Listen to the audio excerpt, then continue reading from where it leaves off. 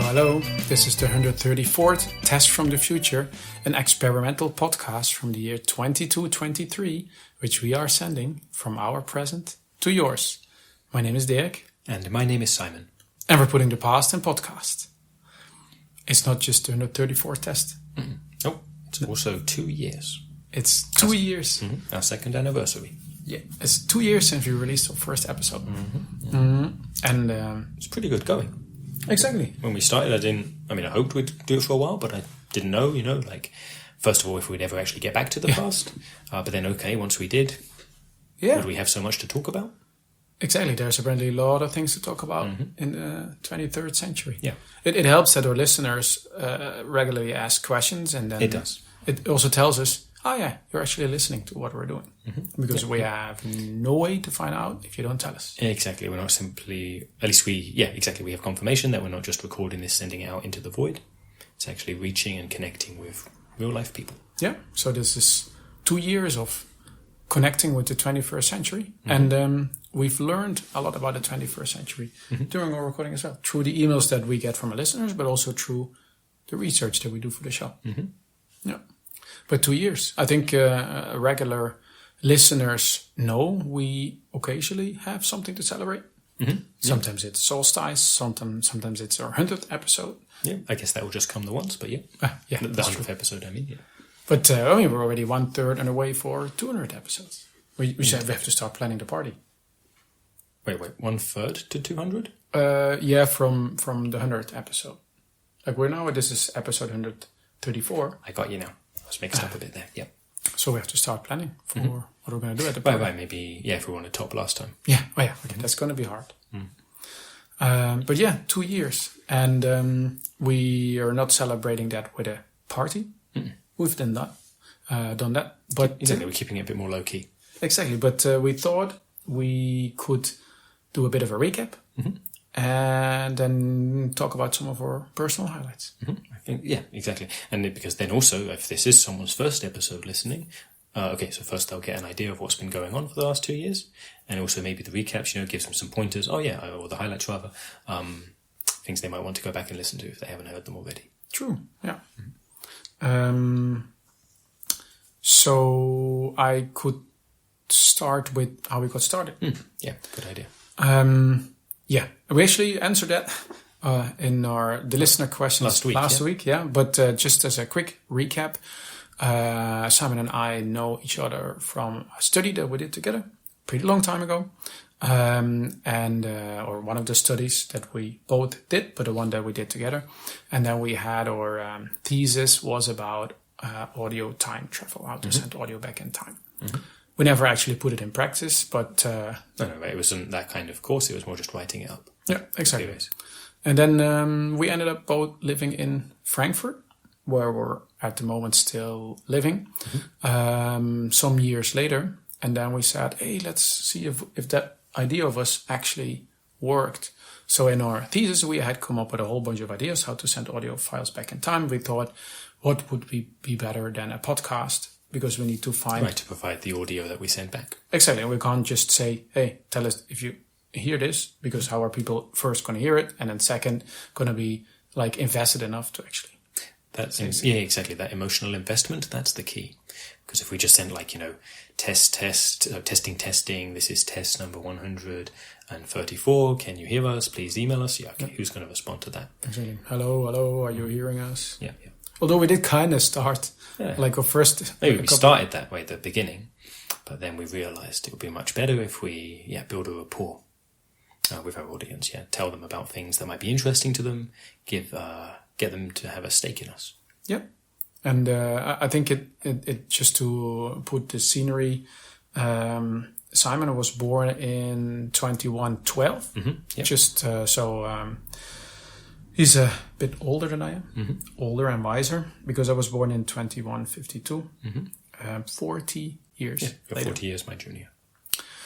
And then we started releasing these episodes test for test, every week another test, every week using a different technology, every week speaking about some 23rd century blah blah, asking the imaginary listeners, please send us an email.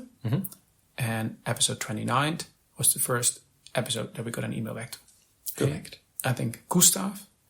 Yeah, that sounds right. We've not heard from him in a very long time by now, but he was the first one to write to us. And Gustav told us 21st century. And then we found out our episodes, at least episode 29, went back exactly 200 years. Mm-hmm.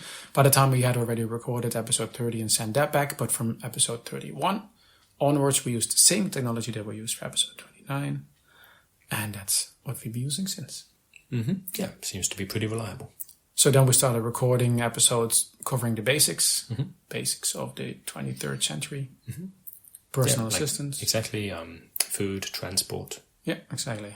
Teleportation, the chorus verse, pods. Yeah, right, living conditions. Yeah, all the hover vehicles, and then so on. So basically, we covered all of the basics. I think the personal assistant episode is definitely worth listening to because that explains that every person in the 23rd century has a virtual assistant. Right. Effectively, double the population. Like if you just count people, you'd think there's a certain number. Actually, double that because there's a PA for every one of them. Yeah, and then especially my PA, Mr. Dobalina, he has appeared on the show occasionally. Right. And even hosted one episode. Yep, that was very kind of him to step in that one time. Yeah, so there was actually one episode that neither of us actually participated in. Right. And then we also covered some of the basic, let's say, the biggest news in the last 200 years. Like robots have emancipated and are part of society. Mm-hmm. Yeah. We managed to make some animals sentient. Aliens landed a couple of decades ago. So there were shrink cities, so people can be shrunk down.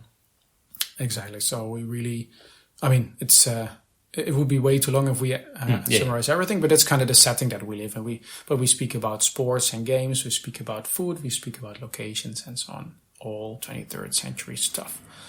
But occasionally we've stepped out of our usual rhythm because occasionally stuff happened in the 23rd century that was so big that we just had to speak about it, or that was big enough in our lives that we had to speak about it.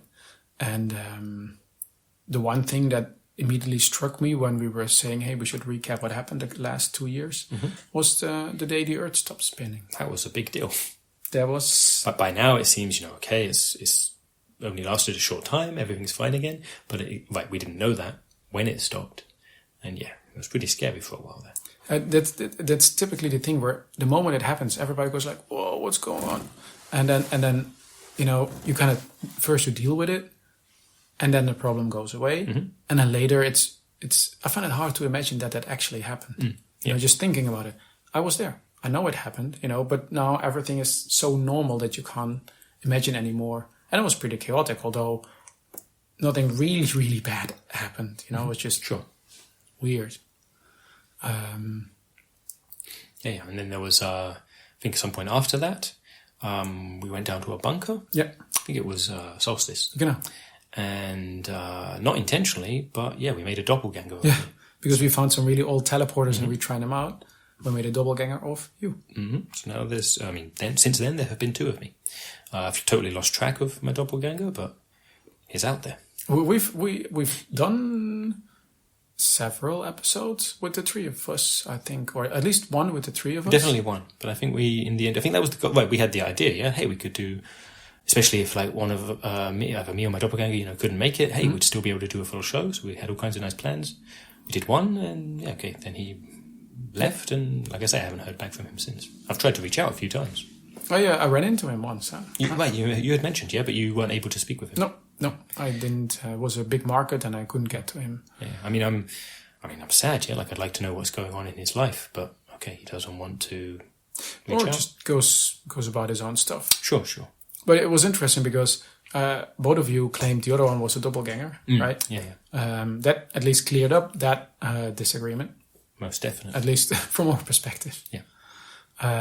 But in general, we met quite a few interesting people during our recordings. I remember bumping into Michael Lasagna 19. Right, when we were at Fizzles. We just went out for a drink. Yeah.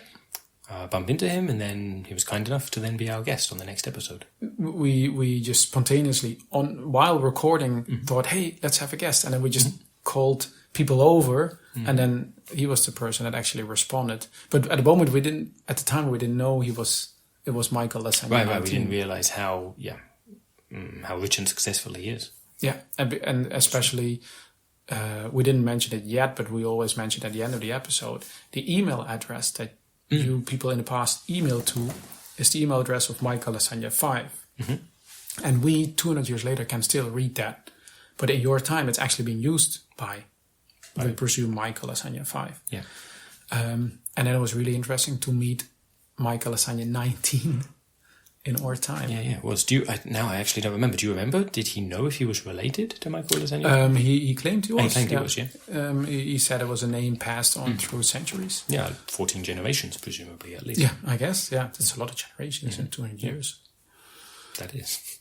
Actually, maybe it wasn't tied to generations. Yeah, I don't know. Maybe it's maybe uncles and nephews and they really cousins. like the name. Maybe in his family, so at some point, there were like 4 sons, and they went, okay, you're Michael Lasagna 7, 8, 9, and 10, That would have upped the number up. Or sometimes with devices, you just get an upgrade, like just skip a couple of numbers, like maybe they went from 5 straight to 10, because it sounds cooler. Jumped over, yeah. We've had a couple of dinosaurs on the show. Well, true. So we had Rexy as a guest, twice. And then in addition to Rexy, there was that time, World of Messel, that a dinosaur escaped. Exactly. That was a whole different type of dinosaur, of course. It was kind of like a museum turned theme park turned zoo where they resurrected dinosaurs, which is really cool until one escapes. And then we were there when it happened. Even happens live on the show, right? Because I think you can hear it in the background. Yeah, exactly. So there was a recording that we had to abruptly stop because they seemed wise to take care of our safety first, and then come back to the show later. Exactly. And then there was the time where I was on Venus, and I couldn't come back because the Venus personnel was on strike. Right, that was it. So you were how many days extra? Do you remember? So you were stuck there for longer than you expected. Yeah, I think we were stuck there in total for 12 days. Yeah. Because the conference was just supposed to last for 5 days, but halfway through the conference they started striking. And then transports couldn't leave and come. Yeah. So we had 2 episodes with me being there. Yeah. Yeah. It's a whole lot. I mean, we're not obviously talking about everything that happened, but these were definitely some of the main things. And I think most recently the biggest thing would have been the elections. Oh, yeah. True. Where you were nominated, I guess is the word, selected to stand in the election. Yeah. And I was your campaign manager, and we ran a successful campaign. Yeah, we ran successful because we actually got elected. Against our surprise, because... Yeah, right. At first we thought you hadn't, but that's because we'd misunderstood how things work. Yeah, exactly. So that was... Anyway, so these are some of the out of the ordinary things that happened. Sometimes, like, unintentionally, but sometimes intentionally we speak about it because it's such a big thing. But with all the, let's say, isolated episodes in between, there were also a few that we consider highlights, right? Yeah. Do you have anything? I really liked, we went to, was it the Senckenberg? Yeah. Yeah, the museum, the Senckenberg Museum. And they were like getting rid of a bunch of old stuff that they didn't need anymore, and kind enough to give us one of the boxes. In there, we had a whole show about it. Yeah. All kinds of old tech items, devices, including this iPod here. You still have it. Including this iPod, which it's really cool. Whenever I look at it, so switch it on, have a look, and it's got all our episodes on. Yeah, I still haven't figured that out because when we unpacked it, it had our episodes on it. Or did we find it out later? I think we didn't when we first. In the episode where we first were going through the box, we didn't know how to switch it on. So, we didn't know. But at some point later, I worked out how to charge it up, switch it on, and at that point, when I looked through, I saw it had all our episodes up to that point. Yeah. But the real fancy thing is each week, new episode shows up on there. That's really fancy. It's like when we release our new episode, it actually disappears from our device. No, we don't have it anymore. Except we can't listen back to our episodes on the low fidelity waveform because it actually disappears because it actually goes to the 21st century. and then they show up on this iPod here. Yeah.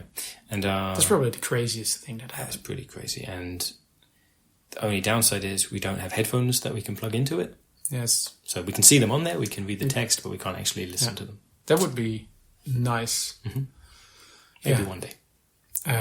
But yeah, that was actually pretty cool. The whole box of old tech was pretty cool, especially since we were talking about the 23rd century and suddenly being handed like old-fashioned tech, like from the 21st century, and all the like laser guns and transistor radios and stuff like that. That was really cool. But there wasn't the only time where we got old tech, right, or old stuff from the 21st century. Remember the time capsule? I do, yeah. I guess I should have prepared because I forgot the name of our listener, but one of our listeners, she buried a time capsule in the Frankfurter Forest because she is from Frankfurt. And we dug it up 200 years later, and it was still there, intact, and was a whole bunch of cool stuff in there. Yeah. A Lego brick. Very important. Which still compatible with Legos from today. Exactly, which we guessed wasn't intentional, but all kinds of things and some of it we understood and some of it we didn't. That was really nice, yeah. Yeah. I think our 100th episode, we mentioned that already. There was a really big party. I guess that's a little obvious to mention that. Sure, but we've had a few live episodes. Like that was definitely one of them. We went to Vissels once, like a bar. We went to visit a shuttle station. We went on a flying carpet ride. Yeah, that was much more. We went to see a volcano erupt, although the episode is right on our way back. Exactly, the journey back. We didn't actually record while we were at the volcano. But there were a couple of really nice live episodes that way. I think the guests. We've also had guests on the live episode, right? Michael Lasagna we mentioned, but we've had more guests, right? You mentioned Rexy the dinosaur. Exactly. There was the Roman Emperor Spontianus, Lieutenant Friedberg from. We're not even entirely sure where from yet, but at least he was saying he was from some other. At least seemed like he was from some other dimension, and from really far in the future, like 6,000 something. Yeah, that was also a pretty bleak future. So we're still kind of hoping that we misunderstood or he misunderstood. Right, or now that we have the knowledge, maybe we can change that. True, yeah. You know what my favorite episode was? Please say. It's the one about the intergalactic escalator. Because we often speak about technology, and often it's about either like everyday technology or like fancy technology where you can do with which you can do really fancy stuff. And the intergalactic escalator, it's just one of a kind. Yeah, it's one thing that was built once and didn't properly work. Exactly, and is now like a tourist destination. And I think we covered that really well in that episode. Yeah, I agree. You have any particular episode? I was just thinking like one of my favorite episodes. It's a little bit self-congratulatory, but I really enjoyed it. So I was really a bit nervous about doing the episode all by myself, but in the end I actually quite enjoyed it. I think because I was answering someone's question and I got talking about the kindly gun. And that was a really nice thing to talk about. That's true. It has happened occasionally where it's just you or just me. I especially appreciated then having the listener question to respond to. I can imagine. For me, I just mentioned that we've had a few live episodes. We also occasionally spoke about something that we experienced. Like, I remember when we dismantled the fly drone. Yeah. Like we took it apart on the show. Exactly. That was like, first we actually thought it was a fly. That was the episode before. And then it turned out this was a drone. And then because I swatted it, because I thought it was a fly, it broke. And then we found out it was a drone. And then in between episodes, we shrunk ourselves down and climbed into the fly drone to explore it and to figure out what was going on, who sent it even, and so on. That was a pretty cool adventure. Definitely. And the adventure was right here in your apartment. Yeah, that was the advantage of shrinking ourselves down. Yeah. Yeah. So those are some of our highlights. Yeah, Do you have another? I was going to say, I think there's obviously, so there are so many episodes, yeah? I'm sure there's stuff maybe we've forgotten about or not talked about, but I think that's enough for now. I would be interesting to hear if our listeners have any favorite episode. Indeed. Where they say, hey, the one about robots or the one about Yoda versus Agent Smith 4. And yeah, it would be interesting to know what resonates with our listeners 200 years ago. Exactly. But we've gotten a few... Speaking of which. Exactly. We've gotten a few listener emails. And these are just in response to, the number in the subject was 133, so these are people writing to us, following our episode that we released last week. They're telling us something, sounds pretty strange. They're telling us that our podcast has been uploaded to something called YouTube. Yeah. Okay. Don't know what YouTube is. Couldn't find anything about it on Wikipedia, but presumably 200 years ago it was a big deal since we got so many emails. Yeah. And it's usually we get like regular emails, but it's usually like individual things, a question or a comment or whatever. And this is relatively shortly after each other. Several different listeners that picked up on this. It must be a big deal. Right. And so we don't know what YouTube is, but a couple of the people who emailed us, they did give us, and now I know what this is. Remember a few episodes ago we had Sarah on as a guest, and she mentioned something about her website, and this looks like that too because it also ends in .com. So I think we can tell people in the past, maybe they can go, if they haven't heard of it already, they can check it out and then write to us with some more information, like what even is YouTube. What do they see when they go to it? Instead of us trying to figure out what this is, exactly. Our listeners obviously know. Exactly. So I can read from the email here. So it's at youtube.com/@test from the future. Okay. And apparently there is something. I've tried to go there. 404, there's nothing there. You would say maybe that's how people listen to a podcast, but if that's suddenly happening... But if this is like a new thing, maybe it's something else. Yeah, okay. No idea. And now that we've mentioned that quite a few times, people listening to our episode here, number 134 of Test from the Future, please email us at michaellasagna5@gmail.com. Put the number 134 in the subject, and in the email itself, tell us what did you find when you went to youtube.com/@test from the future. Yes. And to put something on top of that, hat on a hat. Exactly. We had an idea of having one episode that was just listener emails. Oh, indeed. That's so if so not just ones about whatever this YouTube thing is, but all kinds of other subjects. Exactly. So we thought instead of occasionally doing a listener question at the end of an episode, how about we make one big email episode, and then we will just answer question by question, and we get 1,000 emails. We answer 1,000 emails. It's going to be a really long episode. Yeah, exactly. Yeah. Okay. That was it, actually. I think we've covered everything. Yeah. Then thanks for listening, and see you in 200 years. Bye-bye.